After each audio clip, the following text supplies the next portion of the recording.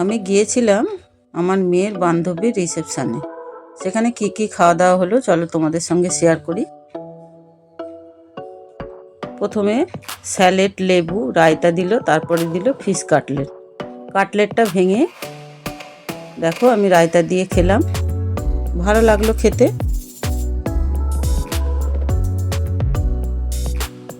তারপরে দিল রুমালি রুটি, তার সঙ্গে ছিল চিকেন তড়কা। দেখো চিকেন তড়কাটা দিয়ে আমি রুমালি রুটি খেয়ে নিলাম। তারপরে এসে গেল ফ্রাইড রাইস, তার সঙ্গে ছিল দই কাতলা। কাতলাটার আমি কাঁটাটাকে ছাড়িয়ে নিয়ে রাইস দিয়ে মেখে খেলাম, মোটামুটি ভালোই লাগলো। তারপরে একটু লেবু দিয়েও খেয়েছি, একটু লেবু নিলাম।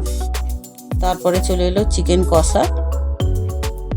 চিকেন কষাটা দিয়ে আমি গ্রেভিটা মাখিয়ে চিকেন দিয়ে ফ্রাইড রাইসটা খেলাম, ভালোই লাগলো খেতে।